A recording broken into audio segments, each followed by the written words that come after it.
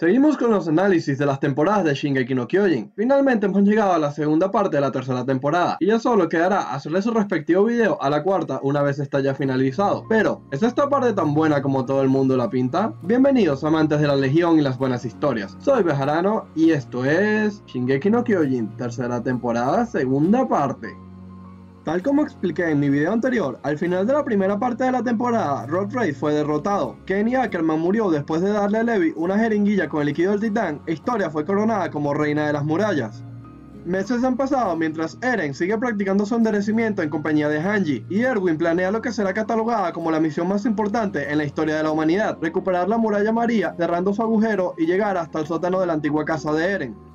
Un momento que me gusta mucho es el capítulo de la noche en que Eren, Armin y Mikasa están tranquilamente charlando a sabiendas que horas más tarde estarán embarcados en la misión más peligrosa de sus vidas. Estos momentos son fantásticos tanto para seguir humanizándonos a los personajes como para ponernos en perspectiva todo lo que han tenido que vivir para llegar hasta aquí. Los tres han pasado por una gran cantidad de experiencias positivas como negativas, desde aquel fatídico día en que lo perdieron todo, y aunque en este momento son tres soldados de élites y de los más valorados entre todo el ejército, no dejan de ser tres adolescentes con sus respectivas ilusiones e inseguridades.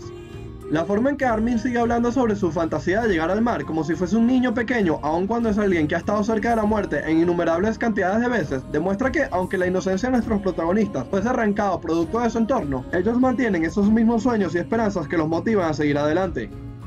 La Legión finalmente llega a Shiganshina, y la serie hace algo muy inteligente, ya que nos distrae con el sentimentalismo de nuestros protagonistas por estar de regreso en su pueblo, para que no notemos un factor importante hasta que se nos es expuesto por el resto de personajes. Todo está tranquilo, demasiado tranquilo. La emoción desaparece y es reemplazada por una tensión palpable. Incluso cuando Eren consigue cerrar el primer agujero, la inseguridad no para de crecer en las mentes de los protagonistas, en especial la del espectador, quienes tienen una idea más clara de lo que les estaba esperando. Los miembros de la Legión se separan en grupos para buscar por posibles amenazas ocultas, pero no es hasta que Armin sugiere que busquen dentro de las murallas que Reiner hace acto de aparición, y entonces el episodio finaliza con la transformación del titán bestia y una hilera de titanes que acorralan a la Legión entre ellos y las murallas. A partir de aquí y hasta casi el final de temporada, tenemos un alargado frenesí de acción y adrenalina con intensos combates y luchas de estrategias por parte de la Legión y los titanes. Eren se transforma y encara a Reiner en un 1 contra 1 muy entretenido, pero que se resuelve no por las capacidades de Eren, sino por la intervención de Mikasa y los demás con sus nuevas lanzas explosivas, capaces de reventar la armadura del acorazado. Reiner es superado por los soldados y queda completamente fuera de combate, pero repitiendo sus acciones de su anterior combate contra Eren, lanza un grito al aire con el que le hace saber a sus aliados que están en problemas y necesita ayuda. El titán bestia lanza el barril donde se ocultaba Bertholdt, que al ver lo malherido de Reiner le pide que se cura y entonces se transforma para producir una enorme explosión que destruye todo a su alrededor y hiere de gravedad a varios soldados. Eren intenta detener al colosal cuando este incendiaba la zona y lanzaba casas por los aires, pero Bertholdt hace lo propio con nuestro protagonista y hace que se estrelle contra la muralla y quede inconsciente. Mientras el grupo de Armin, Mikasa, Jan, Connie y Sasha tratan de idear una forma de luchar contra el colosal, Erwin, Levi y el resto de las tropas que aguardaba al otro lado de la muralla comienzan a sufrir las embestidas de las rocas lanzadas por el titán bestia. Estos momentos me encantan, porque vemos cómo más y más soldados mueren con cada lanzamiento del bestia, y cómo la desesperación va creciendo en los rostros de aquellos que siguen con vida, cuando se dan cuenta de que están luchando con una guerra que no pueden ganar, y haciéndolo frente a una muerte que no pueden evitar.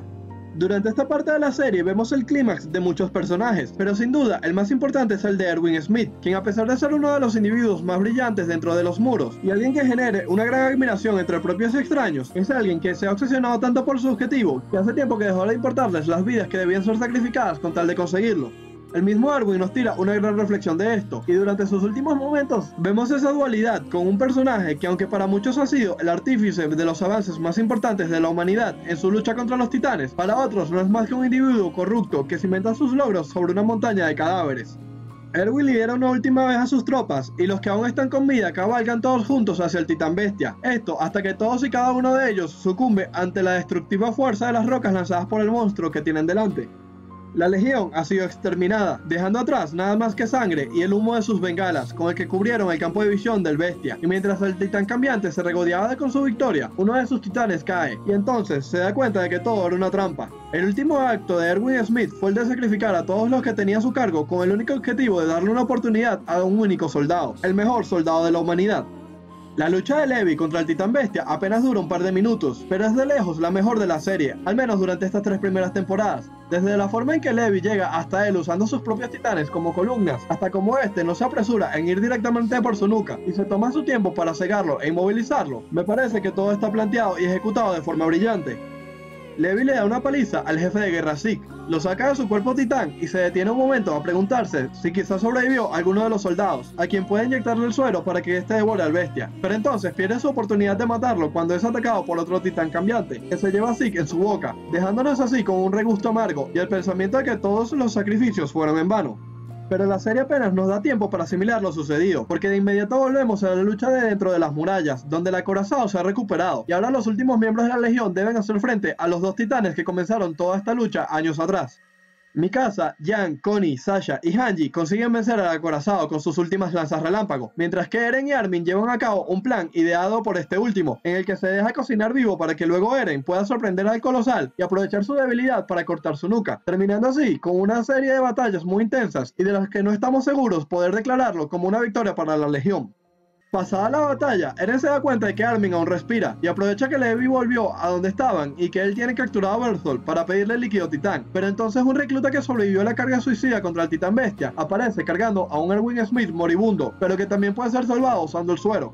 Este es uno de los momentos más polémicos de la serie, y estoy seguro que el debate de quién merecía vivir permanecerá en el aire, incluso tiempo después de que la serie haya finalizado. Yo debo decir que estoy de acuerdo con la decisión final de Levi. Es cierto que Armin probablemente nunca vaya a convertirse en ese líder lleno de tácticas y estrategias que fue Erwin, pero creo que Erwin era una solución para este presente bélico en el que se sitúa la serie, mientras que la inteligencia de Armin y su forma de ver las cosas eran más importantes para lo que sería el futuro de la humanidad, una vez la guerra de los titanes hubiese terminado. Además, Levi era muy consciente de la corrupción que se había apoderado de la mente de Erwin, y como este había dejado de dar prioridad a la supervivencia de los suyos y centrarse en su objetivo personal, por lo que era mejor dejarlo morir como un héroe para la humanidad que verlo transformarse de pleno en ese demonio que fue durante sus últimos momentos de vida.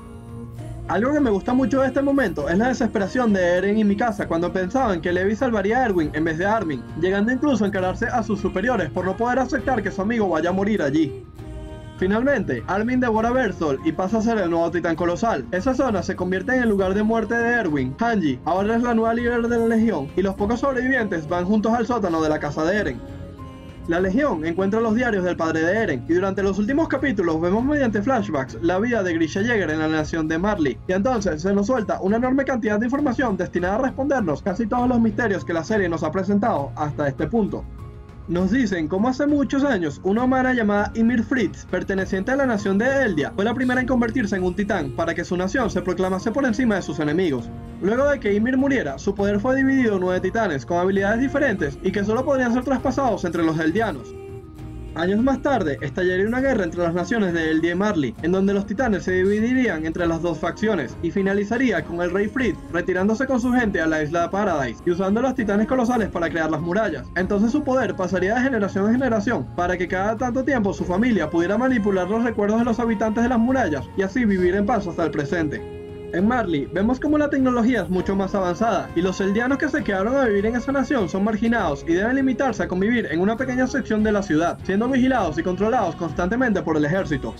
El padre de Eren creció lleno de odio debido a que un día la discriminación por los de su clase causara la muerte de su hermana pequeña, así que pronto se uniría a un grupo cuyo objetivo sería descubrir la verdad del mundo. Allí conocería a Dana Fritz, miembro de la realeza y con quien más adelante tendría un hijo llamado Zeke, quien años más tarde heredaría al titán bestia. Grisha intentó adoctrinar a Zeke para que creciera con su cabeza llena de ideas revolucionarias, pero daría como resultado en que este los delataría a la policía y causaría que los arrestaran y los torturaran. Grisha y el resto de su grupo son llevados a las afueras de la isla y uno a uno convertido en titanes. Aquí finalmente descubrimos que la antigua mujer de Grisha fue la que más adelante se comería a la madre de Eren. Cuando llega el turno de Grisha, este se da cuenta de que los 2 oficiales presentes son aquellos que causaron la muerte de su hermana años atrás, pero cuando se ha resignado a que no tiene salida, uno de ellos lanza al otro desde lo alto del muro y se transforma en titán para asesinar al resto de los soldados. Entonces, el hombre de Marley se revela como el búho, aquel infiltrado perteneciente al grupo de Grisha. El búho sirve como punto conector entre el pasado trágico de Grisha y sus esperanzas para el futuro que le espera. Le hace saber que los portadores de los titanes solo cuentan con 13 años de vida y al no poder él cumplir con su objetivo de recuperar al fundador, le hace entrega de su poder y le encomienda su misión, la cual más adelante pasaría a manos de Eren. La temporada termina con la llegada de la Legión al mar y con Armin cumpliendo su sueño, pero entonces vemos cómo la ilusión de todos ellos por ese descubrimiento es totalmente opacado por esa creencia de Eren de que si de verdad quieren llegar a ser libres, deben ir más allá del mar y vencer a sus enemigos. Esta parte de la temporada es probablemente lo más importante de lo que ha salido en la serie, tanto por la amplia cantidad de luchas físicas e ideológicas, como por toda la información y respuestas que obtenemos respecto a la gran mayoría de los secretos de la serie. Como siempre, lo mejor sigue siendo los personajes. Muchos continúan teniendo su desarrollo e incluso nos dan aún más trasfondos para ellos, mientras que otros alcanzan su clímax y la serie hace un gran trabajo para darles una despedida a la altura de lo que fue su importancia en la obra. En resumen, Shingeki no Kyojin no solo sigue teniendo su alto nivel, sino que su calidad sigue en aumento y para este punto de la serie tenemos de los mejores momentos de la obra. Por supuesto, si has llegado hasta este punto debes continuar con la serie hasta su final, y si aún no lo has visto deberías comenzar a hacerlo de inmediato.